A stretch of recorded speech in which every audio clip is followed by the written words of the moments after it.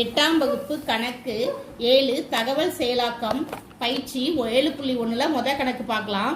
முதல் கணக்கு என்ன சொல்லியிருக்காங்கன்னா, நீங்கள் பனிக்கூழ் அல்லது இனிப்பு ரொட்டி வாங்க கடைக்கு சொல்கிறோம். நாம் பனிக்கூழ் இல்லைன்னா இனிப்பு ரொட்டி வாங்க கடைக்கு சொல்கிறோம். பனிக்கூழில் 3 ஃப்ளேவர் இருக்குது. சாக்லேட், ஸ்ட்ராபெரி, வெண்ணிலாங்கிற 3 ஃப்ளேவர் இருக்குது. ஆகிய 3 வகைகளும். இனிப்பு ரொட்டியில் ஆரஞ்சு, வெல்வெட் என 2 வகைகளும் இருக்கப்படுகிறது. நீங்கள் ஒரு பனிக்கூழோ அல்லது ஒரு இனிப்பு ரொட்டியோ வாங்குவதற்கு எத்தனை விதமான வாய்ப்புகள் உள்ளனன்னு கேட்டிருக்காங்க. சரிங்களா? அப்போ ஃபர்ஸ்ட்டு நம்மளுக்கு பனிக்கூழ் வாங்குவதற்கு 3 வழிகள் உள்ளன. ஸ்ட்ராபெரி ஒன்று வாங்கலாம், சாக்லேட், வெண்ணிலா 3 வகைகள் உள்ளன பனிக்கூழ் வாங்குவதற்கான வழிகள். இனிப்பு ரொட்டி வாங்குவதற்கு வழிகள் 2 உள்ளன, ஆரஞ்சு, வெல்வெட்டு. அப்போ மொத்தம் எத்தனை வழிகள் இருக்குன்னா 5 வழிகள். ஏன்னா பாருங்க, இதான் விட. பனிக்கூழ் வாங்குவதற்கான வாய்ப்புகள் 3, இனிப்பு ரொட்டி வாங்குவதற்கான வாய்ப்புகள் 2. அப்போ மொத்தம் 3 கூட்டல் 2 எனது மொத்தம் எத்தனை வழிகள்? 5 வழிகள். சரிங்களா? வேணா ஞாபகம் வச்சுங்க. அல்லதுன்னு வந்தால் நம்ம கூட்டணும். சரிங்களா? அடுத்தது 2வது கணக்கு. சாந்தியிடம் 5 சுடிதார்களும் 4 கவுன்களும் உள்ளன.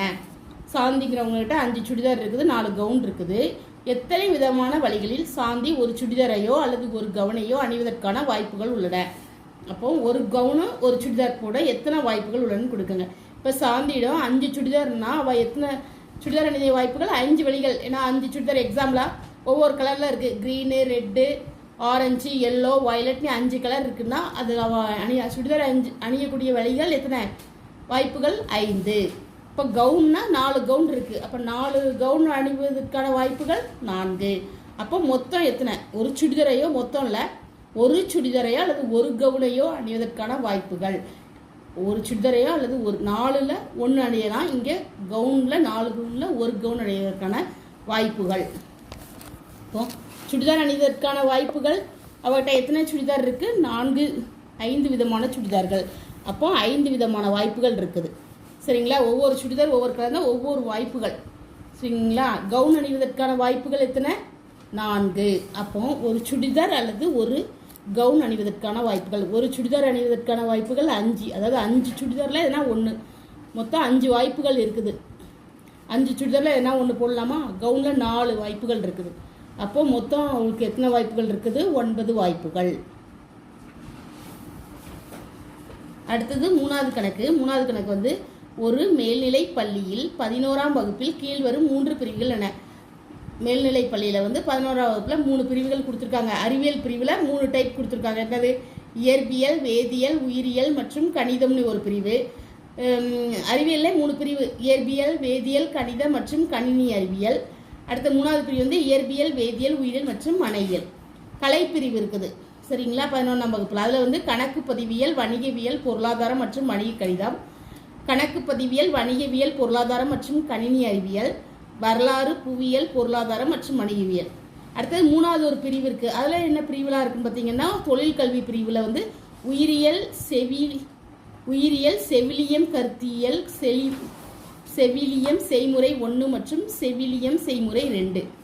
அடுத்தது அதிலே தொழிற்கல்வி பிரிவில் மனையியல், ஆடை அலங்காரம், கருத்தியல், ஆடை அலங்காரம் செய்முறை 1 மற்றும் ஆடை அலங்காரம் செய்முறை 2.